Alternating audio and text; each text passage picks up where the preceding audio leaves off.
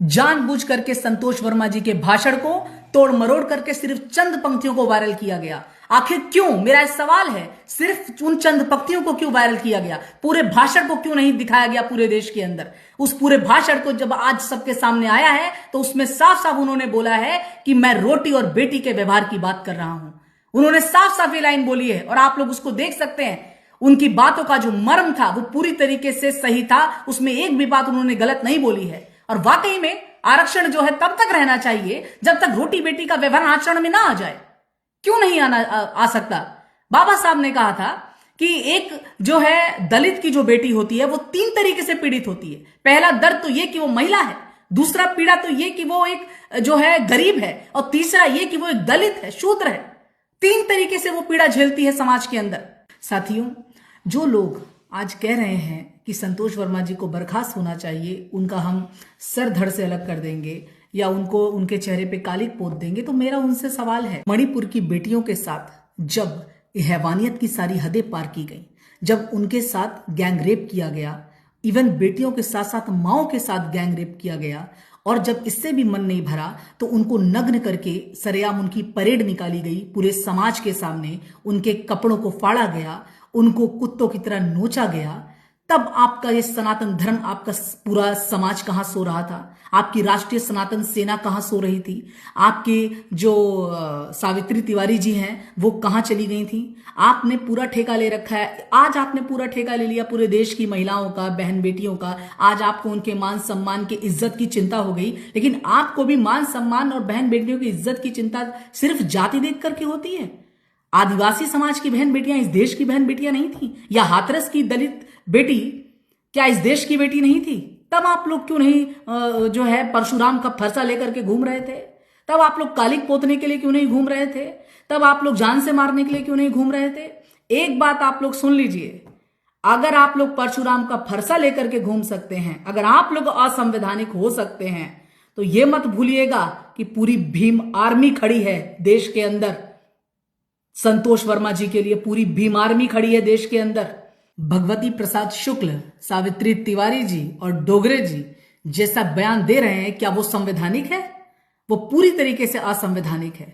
किन महिलाओं के संरक्षण की आप बात कर रहे हैं? उन महिलाओं के संरक्षण की बात कर रहे हैं जिन्हें 3000 सालों से आप लोगों ने अपंग और अपाहिज बना करके रखा, जिन्हें 3000 सालों तक आपने पढ़ने नहीं दिया गया, पढ़ने के अधिकार से वंचित रखा, आपने जो है संपत्ति के अधिकार से वंचित रखा, हर अधिकारों से आपने उन्हें वंचित रखा। और अगर हम बात करें शूद्र महिलाओं की, दलित महिलाओं की, तो उनकी तो बात ही छोड़ दीजिए।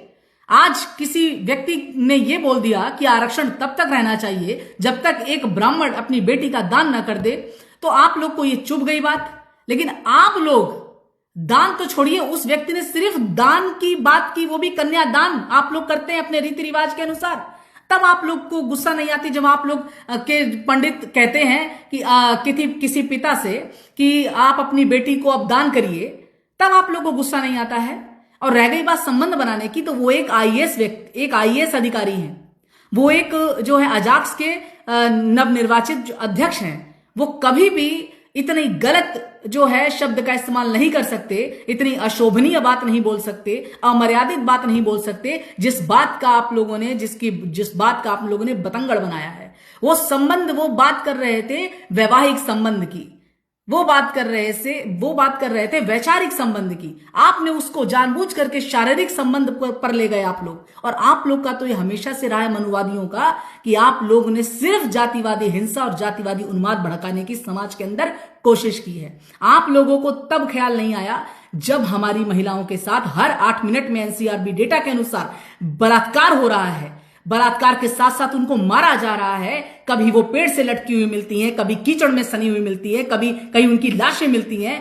तब आप लोग का गुस्सा क्यों नहीं जागता है, खौलता है? उन महिलाओं के संरक्षण की आप बात कर रहे हैं जिनका 5 वर्ष की उम्र पे आप लोग विवाह कर दिया करते थे, जिनको सती प्रथा जैसे काले कोड़ गंडा विधान के अंतर्गत उनको जिंदा जला दिया जाता था, उनके सारे अधिकारों से उनको वंचित रखा जाता था, उनको घर से बाहर नहीं निकलने दिया जाता था। और शूद्रों की और दलित महिलाओं की बात करें तो उनकी तो आप बात छोड़ दीजिए, उन्हें शब्दों में बयान नहीं किया जा सकता। उनके साथ इतनी हैवानियत, इतनी क्रूरता की है आप लोगों ने।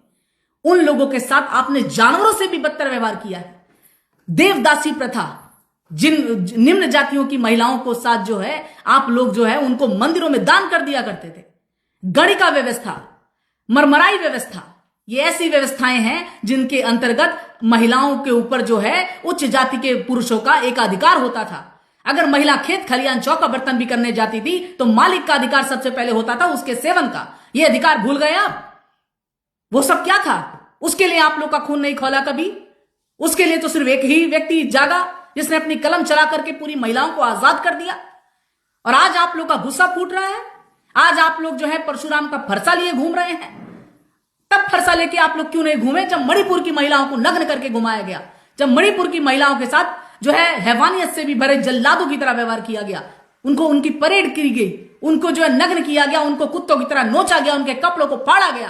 तब आपकी गुस्सा कहां चली गई थी? आज आप लोग जितनी महिलाएं मनुवादी महिलाएं बनकर के घूम रही हैं, इनसे पूछा जाए कि इनको आज ये जो परशुराम का फरसा लिए घूम रही हैं, इनको फरसा पकड़ने का अधिकार कहां से मिला? आज भी जो है किचन में बैठी होती, आज भी जो है सिर्फ खाली बर्तनों में उलझी होती, आज भी जो है कभी ना संपत्ति का अधिकार मिलता, ना गोद लेने का अधिकार मिलता, बच्चों का ना पढ़ने का अधिकार मिलता, ना पानी पीने का अधिकार मिलता, जो आज आप लोग घूम रही हैं।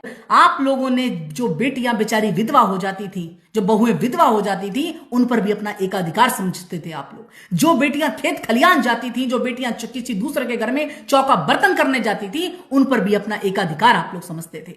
ये था आप लोगों का शोषण। ये शोषण आप करते थे। और कपड़े तक नहीं पहनने दिया आपने दलितों की बेटियों को। आप नागेली की कहानी पूरी दुनिया जानती है, ऐतिहासिक है पूरी कहानी। आपने उनको कपड़े तक नहीं पहनने दिए, आपने उनको जो नग्न करके परेड कराई। ऐसे ऐसे दंडा विधान आपने रखे अपने मनुस्मृति में, अपने काले विधान, ऐसे ऐसे आपने काली बीमारियां, काले कोड़ आपने पैदा किए अपने जो है उपनिषदों में, वेदों में, पुराणों में, कि आज भी वो हमारे ऊपर कहर बन करके ढाए जा रहे हैं। आज भी हमारी बहन बेटियां तुम लोगों के, तुम मनुवादियों के अंडर में सुरक्षित नहीं है। तुम मनुवादी जहां भी होते हो सिर्फ जातिवादी उन्माद पैदा करते हो, जातिवादी हिंसा भड़काते हो, सिर्फ और सिर्फ अपने ऊंची जाति का झूठा दम लिए फिर रहे हो पूरे देश के अंदर। लेकिन अब यह बर्दाश्त नहीं होगा। आपको दिक्कत इस बात से नहीं है कि किसी महिला या किसी बेटी के साथ आप लोग को दर्द है। आपको दर्द सिर्फ इस बात का है कि एक दलित, एक शूद्र कैसे आईएएस बना बैठा है, एक दलित कैसे ऊंचे पद पर पहुंच गया, यह आप लोग से सहन नहीं हो रहा है। एक दलित कैसे जो है पूरा इतना बड़ा संगठन तैयार करके बैठ गया, भीम आर्मी जैसा संगठन आज आप लोग को चुभ रहा है। इसलिए ये दिक्कत है आप लोगों की। लेकिन मैं एक बात बोलना चाहूंगी, अगर आप लोग असंवैधानिक हो गए, अगर आप लोग अमर्यादित हो गए, इलेजिटिमेट हो गए, अनलॉफुल हो गए, तो ये मत भूलिएगा कि हम भी ईंट का जवाब पत्थर से देना जानते हैं। फिर भीमा कोरेगांव फिर से दोहराया जाएगा। याद रखिएगा, भीमा कोरेगांव मत भूलिएगा।